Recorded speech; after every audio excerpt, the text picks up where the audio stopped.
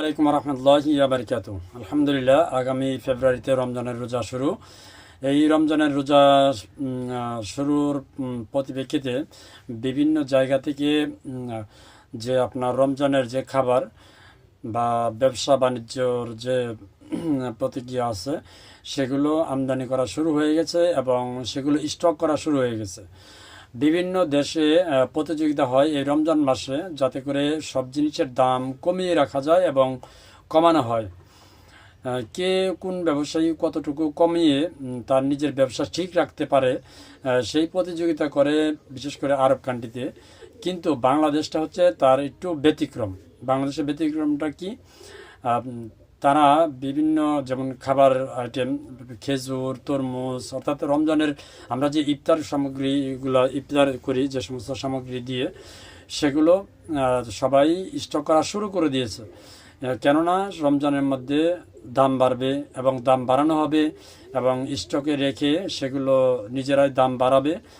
এই হচ্ছে আমাদের বাংলাদেশের ব্যবসায়ীদের একটা কালচার, মানে চরিত্র। তো বিভিন্ন দেশে থেকে বাংলাদেশের এই ব্যবসায়ীদের চরিত্রটা একটু ব্যতিক্রম।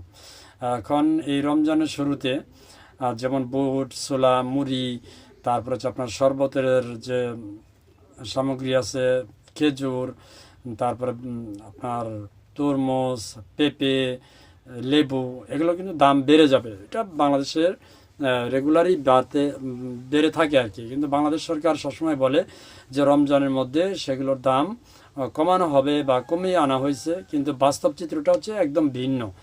এই হচ্ছে আমাদের বাংলাদেশের অসাধু ব্যবসায়ীদের চরিত্র।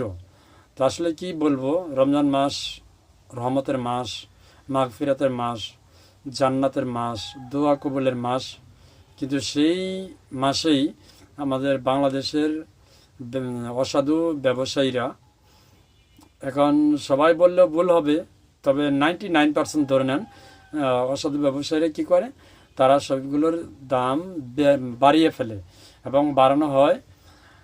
আসলে এগুলো দেখার মতো কেউ নেই, বলার মতো কেউ নেই। কেননা ইমান নিয়ে কারোর আসলে কোনো মাথা ব্যথা নেই।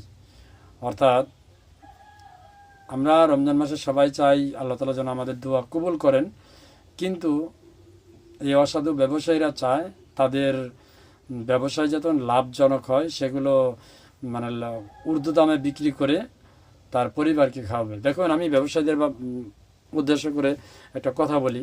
এই যে আপনারা এই জিনিসগুলো স্টক করে তারপর হচ্ছে আপনার যে জিনিসগুলোর দাম বাড়িয়ে রাখেন, এগুলোতে কি হচ্ছে, গুনাহ কিন্তু আপনারই হচ্ছে।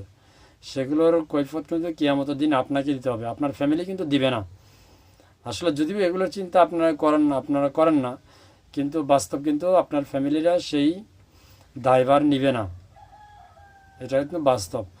তো আসলে এগুলো বললেও ঠিক হবে না, কারণ বাংলাদেশের অসাধু ব্যবসায়ীদের চরিত্র এবং কালচার এমনটা হয়ে গেছে যে রমজান আসলেই জিনিসের দাম বাড়াতে হবে, জিনিসের দাম বাড়াবে এবং এখন থেকে স্টক করা শুরু হয়ে গেছে। আসলে এগুলো বলার মতো কেউ নাই। আর কিছু কিছু জায়গায় দেখা যায় যে ম্যাজিস্ট্রেট এসে তাদেরকে জরিমানা করে, কিন্তু জরিমানা করলে কি লাভ হয়? কোনো লাভ হচ্ছে? কোনো লাভ হচ্ছে না। আজকে জরিমানা করে নিয়ে যাচ্ছে, কালকে থেকে দাম আরও বাড়াই দিচ্ছে, কেননা ওই জরিমানার টাকাটা উঠাতে হবে। এই চিন্তা ভাবনা হচ্ছে অসাধু ব্যবসায়ীদের মাথায়। এগুলো আসলে বন্ধ হবে কবে আল্লাহ তাআলা ভালো জানে। তো আল্লাহ তাআলা আমাদের সবাইকে হেফাজত করুক, হেদায়েত দান করুক, আমিন। আসসালামু আলাইকুম।